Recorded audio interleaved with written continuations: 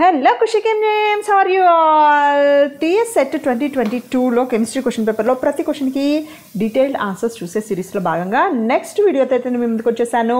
ఈరోజు మనము మిగిలిన క్వశ్చన్స్కి డీటెయిల్డ్ ఆన్సర్స్ చూసే ప్రయత్నం అయితే చేద్దాము. Let us start our video. ఈరోజు మనం డిస్కస్ చేస్తున్న ఫస్ట్ క్వశ్చన్ ఏంటంటే, క్వశ్చన్ చదవండి ఒకసారి. Both NaCl and KCl crystallizes in the FCC structure. రెండింటికి కూడా ఫేస్ సెంటర్డ్ క్యూబిక్ స్ట్రక్చరే ఉంది. However, when X-ray powder diffraction pattern corresponding to the FCC అనేది స్ట్రక్చర్ ఉన్నా కూడా, whereas that of KCl corresponding to the simple cubic structure. So KClకి సంబంధించిన x ray diffraction వచ్చేసి మనకి సింపుల్ క్యూబిక్గా ఉంది. అలా ఉండడానికి రీజన్ ఏంటి? యాక్చువల్గా ఉండడానికి దానికి FCC స్ట్రక్చరే ఉన్నా ఈ టెక్నిక్లో దాని స్ట్రక్చర్ని మనం అనలైజ్ చేస్తున్నప్పుడు అది సింపుల్ క్యూబిక్ స్ట్రక్చర్ లాగా కనిపిస్తుంది. ఎందుకని అనేది అయితే క్వశ్చన్ అనమాట. సో దానికి ఇచ్చిన ఆప్షన్స్ ఒకసారి చూడండి. K+ and Cl- are isoelectronic, Na+ and Cl- are isoelectronic, K+ and Cl- are disordered in the crystal lattice, KCl is anti-site defects. KCl has anti-site defects. So ముందు ఐసోఎలక్ట్రానిక్ అంటే ఏంటి అని చూద్దాం. ఐసోఎలక్ట్రానిక్ అంటే సేమ్ నంబర్ ఆఫ్ ఎలక్ట్రాన్స్ ఉన్న స్పీషీస్ని ఐసోఎలక్ట్రానిక్ అంటాం. అంటే K+ Cl-, ఐసోఎలక్ట్రానిక్ అవునా కాదా అని చూద్దాము. ఇది రీజన్ అవుతుందా కాదా అని తర్వాత చూద్దాం. సో పొటాషియంకి సంబంధించిన అటామిక్ నెంబర్ వచ్చేసి 19, K+ అన్నాం కాబట్టి ఒక ఎలక్ట్రాన్ మిస్ అయింది, అంటే దీనిలో ఉన్న నెంబర్ ఆఫ్ ఎలక్ట్రాన్స్ వచ్చేసి 18. అలాగే Clకి సంబంధించిన అటామిక్ నెంబర్ వచ్చేసి 17, Cl- అన్నాం కాబట్టి ఒక ఎక్స్ట్రా ఎలక్ట్రాన్ ఉండాలి. సో దీనికి కూడా 18 ఎలక్ట్రాన్స్ ఉన్నాయి. నెంబర్ ఆఫ్ ఎలక్ట్రాన్స్ సేమ్ ఉన్నాయి కాబట్టి ఇవి రెండు మనకు isoelectronic species. Statement correct. Next చూడండి, Na+ and Cl- are isoelectronic. Cl- already 18 electrons ఉన్నాయన్నాము. Na అటామిక్ నెంబర్ వచ్చేసి మనకి 11. సో Na+ అంటే ఏంటి? ఒక ఎలక్ట్రాన్ మిస్ అయింది, అంటే దీనిలో 10 ఎలక్ట్రాన్సే ఉన్నాయి. Cl- 18 ఉన్నాయి, Na+లో 10 ఉన్నాయి. సో ఇవి రెండు ఐసో ఎలక్ట్రానిక్ స్పీషీస్ కాదు. Statement it self is wrong. So statement wrong కాబట్టి అది రైట్ ఆన్సర్ అయ్యే పాసిబిలిటీనే లేదు. ఓకేనా? So K+ and Cl- are disordered in the crystal lattice. Disordered అంటే ఏంటి అంటే వాటి ప్లేసెస్ ఉంటాయి. అంటే K+ ఎక్కడ ఉండాలి, Cl- ఎక్కడ ఉండాలి అని ఒక సిస్టమాటిక్, ఒక ప్రాపర్ సిమెట్రికల్ అరేంజ్మెంట్లో ఉంటాయి. అయితే ఈ డిజార్డర్నెస్ ఏంటంటే ర్యాండమ్గా అక్కడక్కడ కొంత గ్యాప్స్ వస్తాయి అనమాట. సో ఆ క్రిస్టల్ లాటిస్ అనేది డిఫరెంట్గా ఉంటుంది అక్కడ. సో ఆ డిజార్డర్నెస్ వల్ల ఇది FCC ఉండాల్సింది సింపుల్ క్యూబిక్గా ఉంటుంది అని చెప్తున్నాడు, కానీ ఇది కాదు. ఓకేనా? So next, KCl is anti-site defect. Anti-site defect అంటే ఏంటి అంటే, ఇవి రెండింటికి సేమ్ లైక్ ఐసో ఎలక్ట్రానిక్ స్పీషీస్ అయి ఉండడం వల్ల సైజెస్ అనేవి డిఫరెంట్గా ఉంటాయి. K+ సైజ్ అనేది చాలా తక్కువ ఉంటుంది, Cl- సైజ్ అనేది చాలా ఎక్కువ ఉంటుంది. కానీ యాంటీ-సైట్ డిఫెక్ట్ అంటే ఏంటి అంటే, జనరల్గా యానయాను క్యాటయాను ఆల్మోస్ట్ సేమ్ సైజులో ఉన్నప్పుడు యానయాన్ ప్లేస్లో క్యాటయాను ప్లేస్లో యానయాను కనుక రీప్లేస్ అయి ఉంటే దాన్ని యాంటీసైట్ డిఫెక్ట్ అంటాము. సో KClలో ఇది కూడా పాసిబిలిటీ లేదు. ఎందుకని? K సైజు చాలా చిన్నగా ఉంది, Cl సైజు చాలా పెద్దగా ఉంది. సో ఇవి రెండు వాటి ప్లేస్ని ఎక్స్చేంజ్ చేసుకునేంత పాసిబిలిటీ అయితే లేదనమాట. సో రైట్ ఆన్సర్ ఏంటి మనకి? K+ and Cl- are isoelectronic. ఈ రీజన్ వల్లనే అది FCC స్ట్రక్చర్లో ఉన్నా కూడా మనకి సింపుల్ క్యూబిక్ స్ట్రక్చర్ అనేది వస్తుందన్నమాట. ఓకేనా?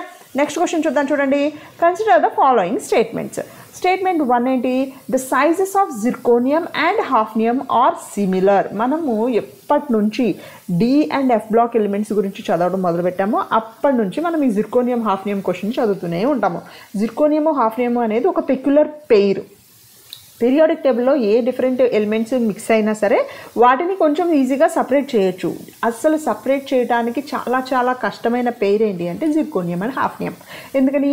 వాటి సైజెస్ అనేది ఆల్మోస్ట్ సేమ్ ఉంటాయి. So it is very highly difficult to separate and zirconium hafnium because they are having same size. So statement 1 అనేది 100% true.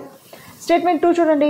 The size of the hafnium is affected by the lanthanoid contraction. Actually hafnium అనేది జిర్కోనియంతో అదే గ్రూప్కి సంబంధించింది అయి ఉండటం వల్ల hafnium size అనేది మనకి అటామిక్ సైజ్ అనేది పైనుంచి కిందకు వచ్చినప్పుడు అటామిక్ సైజ్ పెరగాలి.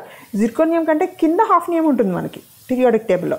సో హాఫ్నియం సైజ్ ఆబ్వియస్గా పెద్దగా ఉండాలి, కానీ జిర్కోనియం సైజ్కి ఈక్వల్ అవుతూ దాని సైజ్ ఈక్వల్గా ఉంది అంటే because of the lanthanoid contraction.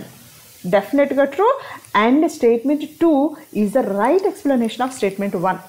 Statement 2 వల్లనే స్టేట్మెంట్ 1 అనేది ట్రూ అయిందనమాట. సో ఇప్పుడు రైట్ ఆన్సర్ చూడండి, statement 1 and statement 2 are correct and statement 2 is the correct explanation of 1. So మనకేంటి ఆప్షన్ 1 అనేది రైట్ ఆన్సర్ అనమాట. ఓకేనా, నెక్స్ట్ క్వశ్చన్ చూద్దాం. చూడండి, consider the following statements. Uranium 6 + 6 అని అదే రోమన్ నెంబర్ అనేది మనకు ఆక్సిడేషన్ స్టేట్ కింద చూసుకుంటాము. So U+6 is more stable than Nd6. ట్రూనా కాదా అనేది మనం చూద్దాం ఒకసారి. The valency electrons in the uranium are in 5f6d7s orbitals. అవునా కాదా అని మనం ఒకసారి చూడాలి అంటే ముందు యురేనియంకి సంబంధించిన అటామిక్ నెంబర్ ఏంటి, ఎలక్ట్రానిక్ కాన్ఫిగరేషన్ ఏంటి, అలాగే ఎన్డీకి సంబంధించిన అటామిక్ నెంబర్ ఏంటి, దానికి సంబంధించిన ఎలక్ట్రానిక్ కాన్ఫిగరేషన్ ఏంటి అనేది కూడా మనం ఒకసారి చూద్దాము. సో చూడండి, ఎన్డీకి సంబంధించిన యురేనియం చూద్దాము. యురేనియంకి సంబంధించిన అటామిక్ నెంబర్ వచ్చేసి మనకి 92 అంటే కాన్ఫిగరేషన్ ఏం రాస్తాము, ముందు రేడాన్ రాసేసి, అంటే రేడాన్ నేను కంప్లీట్గా రాయట్లేదు, ఓన్లీ వ్యాలెన్సీ ఎలక్ట్రానిక్ కాన్ఫిగరేషన్ ఒకటే రాస్తున్నాను. రేడాన్ కాన్ఫిగరేషన్, తర్వాత 7s2, తర్వాత 5f3, తర్వాత 6d1. ఇది నాకు కాన్ఫిగరేషన్ అనమాట. అలాగే నియోడిమియం ఉంది కదా, ఎన్డీకి సంబంధించిన అటామిక్ నెంబర్ వచ్చేసి 60. దీనికి సంబంధించిన కాన్ఫిగరేషన్ వచ్చేసి నాకు జెనాన్ కాన్ఫిగరేషన్ రాసేసి దాని తర్వాత నాకు 6s2 అండ్ 4f4. ఇది నాకు ఈ ఎలక్ట్రానిక్ కాన్ఫిగరేషన్ అనమాట. యురేనియంకి సంబంధించిన లైక్ ఇది నాకు 5fలో ఉంది కాబట్టి ఇది యాక్టినమ్ తర్వాత వచ్చే ఎలిమెంట్ కాబట్టి ఇది నాకు 4fలో ఉంది కాబట్టి ఇది లాంథనాయిడ్ అనమాట.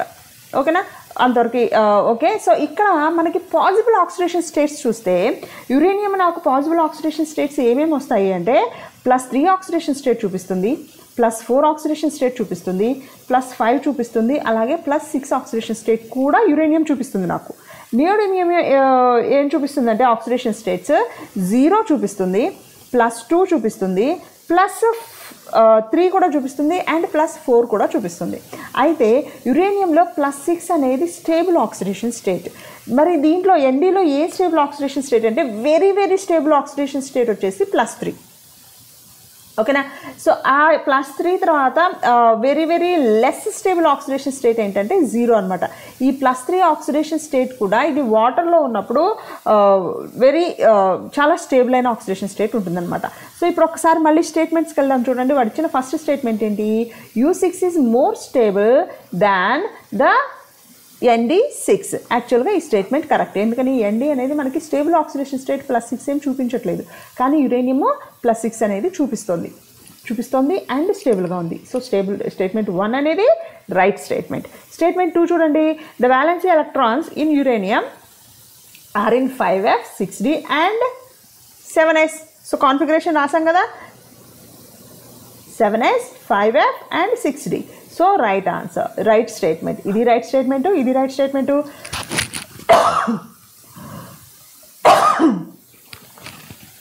రెండు రైట్ స్టేట్మెంట్సే, కానీ నాట్ ద కరెక్ట్ ఎక్స్ప్లెనేషన్ అనమాట. అవునా, సో అంటే నాకు option number 2 is the right answer.